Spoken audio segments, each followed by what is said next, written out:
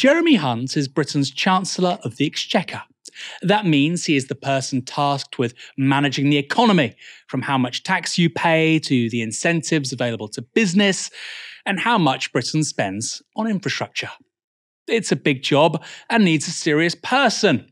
Now, I don't think Mr. Hunt is a very serious person, but speaking to the Financial Times this week, even he took the biscuit when he seemed to pluck an ambition out of his backside. Jeremy Hunt wants Britain to create its own $1 trillion tech company to rival Microsoft, Meta, Alphabet, Amazon, and Apple. Now, that would be quite the challenge for a number of reasons. Firstly, it's quite a big number. Europe's largest company by market capitalization today is Novo Nordisk. Those are the guys behind Ozempic. They're Danish, and that business is worth around $600 billion. The second in Europe is the French company LVMH. They make designer and luxury goods, clues in the name, Louis Vuitton, Moet, Hennessy. And the largest tech company in Europe is a firm you may not have heard of, ASML. They're Dutch, and they're worth around $360 billion. So what Jeremy Hunt is just throwing out there is that the UK can produce a tech company worth almost twice as much as Europe's largest company right now, and 3 times larger than any tech company in Europe. Indeed, right now, the most valuable British tech company is ARM Holdings, although I use that term lightly, it's not really British at all. They're worth about $100 billion. But given 90% of ARM is owned by Japan's SoftBank, and it's listed on the US NASDAQ, it's a stretch to call it a British company anymore. It's not on the FTSE, it's not owned by Brits, it's not really British. So basically, Britain has no major global tech companies, despite all these outlandish claims we're the next Silicon Valley, which is perhaps why Hunt felt the need to say what he did, as the Chancellor himself told the FT. There is no reason whatsoever that we couldn't have some tech giants that are both UK born and bred, but also grow to global dominance through the UK capital markets. So easy. Just say these things. Oh, we can have an Amazon. Let's just have a Microsoft. It's only $3 trillion. Now, it's trendy to say Britain is innovative, high-tech, and all of that. Politicians love it because it makes us sound like the US. And for them, being like the United States is the most important thing in the world. We matter because we're just like America. But here's the thing. Britain isn't a high-tech economy. On things like industrial robotics, we are nowhere behind Thailand and Spain and Turkey, let alone Germany and China, while we're increasingly dependent on US technology, products, and platforms. I want you to think about this for a moment. It's not just Alphabet, Apple, Meta, Microsoft. My goodness, you're watching this on YouTube. It's also Netflix, Zipcar, Salesforce. Even our government websites are built on Amazon Web Services. By the way, that includes the security services. We're so reliant on American infrastructure that Jeff Bezos owns the servers used for James Bond's emails. Then there's Visa, MasterCard, Apple Pay, WorldPay, and Stripe. Good luck running an online business without those guys. In fact, the utter dominance of US firms is so overwhelming, it can be hard to see the wood from the trees. From US private equity owning much of the British high street to Coca-Cola having Monster energy drinks and innocent smoothies. It really is everywhere. And at the top, the sheer size of the biggest US firms is hard to fathom.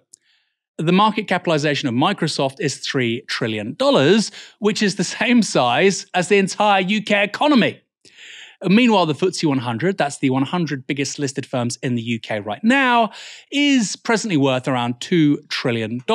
In other words, the Chancellor thinks we can have a single company worth 1/3 of UK GDP and half as valuable as the FTSE 100 all put together. Now, you might be thinking, okay, sounds bad, so what? Here's the thing.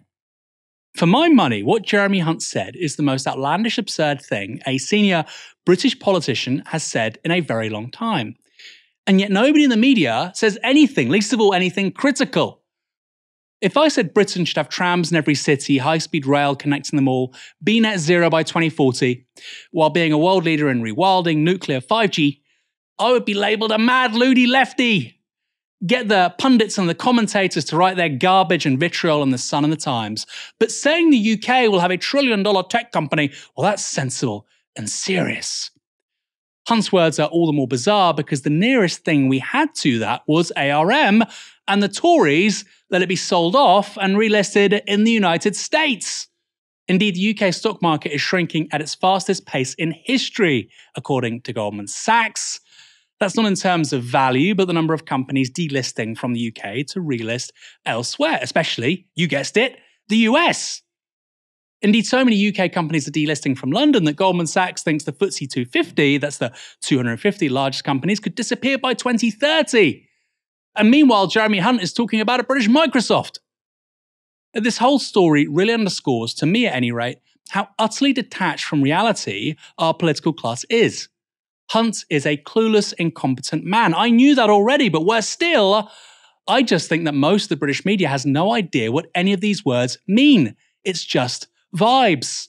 He has a nice haircut, so he has to be credible on big tech. Helena, is this the most outlandish thing a Tory has said in 2024? I mean, it's quite ridiculous. I do agree with you. And I think what this kind of comes out of, I know that apparently like working class people in this country vote for Brexit because of legitimate concerns of things like immigration and industrial decline. But I think there's a lot of kind of people at the kind of the upper class of our country whose belief in these kind of things is this kind of nostalgic delusion for Britain as being a world power that we just aren't anymore. Like Europe broadly, economically especially, has been kind of really left behind. I mean, it's why you saw those posters from the Conservatives saying Britain's second strongest country in the world, which just isn't true. We're not the world power anymore. That's just not the case. And we have to accept and move on and see what we can do in the future. In fact, in Sunak's speech that he gave yesterday, inside all of the bluster, all of the kind of scaremongering, there was a bit in there that he talked about, well, we want to see the UK become this kind of hub of innovation in the future. And I'm just like, what through conservative economic policies? Like, we've tried this whole neoliberal thing where we just leave it up to the free market and we leave it up to private companies. What have they done? Have they invested in innovation? Have they done R&D? Have they created the kind of companies that Jeremy Hunt says that he wants to see? No, we've just created an economy which is essentially just three financiers in a trench coat. We've just got rentier economy. We've not actually developed or pioneered any kind of real proper technology in the same scale as has been done elsewhere. Now, in the only book I've ever read, which is Of the Entrepreneurial State by Mariana Mazzucato, she talks very specifically about why the active role of the state in countries like America has led to them being technological centers of the world and it's left other countries behind. So in the wake of the Soviet Union launching Sputnik 1 in the 50s, the US created a government agency called DARPA, or the Defense Advanced Research Projects Agency, which was there as a state-backed and state-funded entity to engage in research projects which were ostensibly for military capacity, but were expanded throughout the entire economy. And so loads of the kind of technological innovations that came in that kind of the expansive period during the 50s, 60s, and 70s that created the companies that we now kind of have, like the Microsofts of this world. Again, obviously, this all came later, but this was built on state-funded research into innovation, which we just don't have in this country, and we haven't had for decades and decades and decades and decades. China, exactly the same. In fact, they have a very much more state-directed economy than basically any other country in the world, and that's allowed them to be innovative. It's allowed them to maximize their competitive advantage, rather than just allowing like a group of people, of rentiers like we have over here, to essentially strip all of the important parts of our country away and send all our industry and indeed all of our innovation overseas to other countries who are now reaping all of the benefits. And the USA, after doing the whole neoliberal thing for quite a while, they've slowly shifted away from that too. We've seen that from Joe Biden with, for example, the CHIPS Act, which is essentially to try and use the power that they have to not entirely lose out economically to China. Now, I have some disagreements whether we have a trade war with China or not, but broadly, this idea that without the Conservatives essentially abandoning their entire economic model, we don't even need, let's not necessarily like even talking about the scale of what Jeremy Hunt is talking here, but the idea that we could have the kind of economy that we need to survive the end of globalization. Neoliberalism has to be undone, and you cannot trust the Conservatives to do it. Although, given the current fiscal rules of the Labour Party, probably can't trust them with it either. I think that's right. I would say, though, I think that the Tories are more ideologically wedded to this stuff. I mean, who knows? Either party could break off with it, but I think for now, I mean, Christ, ARM relisted in the US last year on the NASDAQ in 2023. That could have been the UK's Google, Alphabet, Meta. It could have been. But we allowed it to be bought up by SoftBank. 90% of it's owned by SoftBank. By the way, they're the people that invested in WeWork. They don't always make great decisions. And it was relisted in the NASDAQ. And we see this repeatedly. Boots gets bought up by US private equity. Lay off loads of UK workers, pay less tax, relocate to Switzerland.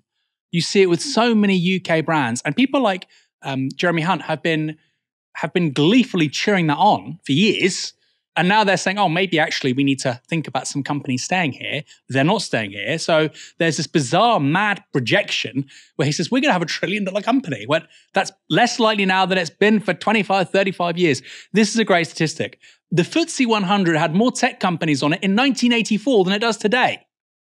The idea that Britain's global and innovative technology, we were more innovative and technologically cutting edge in 1984 than today. If it feels antiquated, 1984, that's so antiquated, it's because it was 40 years ago. Compared to the rest of the world, we had a very cutting edge, high tech manufacturing industrial base, right? We've lost so much of it. And if you look at the biggest UK companies today by market capitalization, they're the same companies they were 25 years ago. HSBC, Shell, right? BP, hydrocarbons and banking. If you look at the US, similar companies in those spaces were the biggest companies in that country back then too, right? Energy and banking in particular, before the global financial crisis 2008. What's come after them is really the tech companies. The UK doesn't have those. We have none of those. We have none of them. By the way, the US doesn't want us to have any of them either. I mean, the big exception here is Spotify with Sweden. China having TikTok is an insult to the sort of globalized US model of techno-feudalism, as Varoufakis calls it. On the point of Biden, Helena, I'm very happy you brought that up. There's been an interesting development today I want to mention, one that shows how the US is taking a very different approach to people like good old Jeremy Hunt. US President Joe Biden tweeted this earlier on.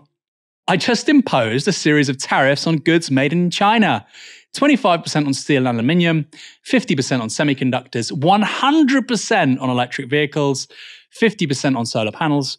China is determined to dominate these industries. I'm determined to ensure America leads the world in them. So dominate and lead the world. They're kind of the same thing here, Joe. I want America to lead these markets. China can't. 100% tariffs on electric vehicles. 100%. 50% on solar cells. It kind of indicates, by the way, you know, what's the priority here? US industrial leadership or decarbonizing as quickly as possible? Okay, you just got your answer with that tweet. Meanwhile, we have obviously massive industrial policy going on in China and in the US. You mentioned the CHIPS Act, Helena. We've just seen those new tariffs being announced. So massive subsidies, massive tariffs. You've got German tech companies, German industrial companies wanting to relocate, industrial companies in particular, wanting to relocate to the United States because of the CHIPS Act, because of the subsidies being given to them by the US taxpayer, but also because energy is 1/6 of the cost. And meanwhile, in 2023, Germany shuts its nuclear stations down. Smart. It's almost like Europe is governed by the stupidest politicians anywhere on earth. And I really do sincerely believe that, by the way. There's this huge gulf between who they think they are and actually their performance. It's really big. It's much worse than the US. And by the way, when Trump was doing the same act as Joe Biden just there, remember that was fascism? He's breaking up the international trading arrangements. Oh my God. Everybody's talking about it at Davos, but Joe Biden does it no problem. Makes you think.